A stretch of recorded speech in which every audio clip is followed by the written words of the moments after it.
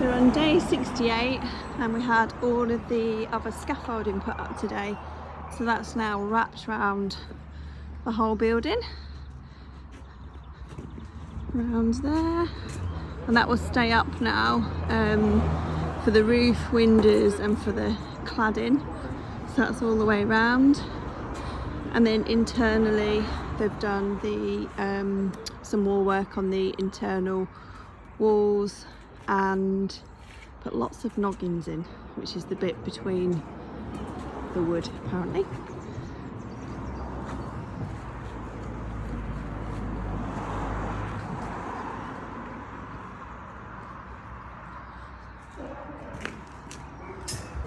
This might get boarded up tomorrow and then that'll be bricked as well.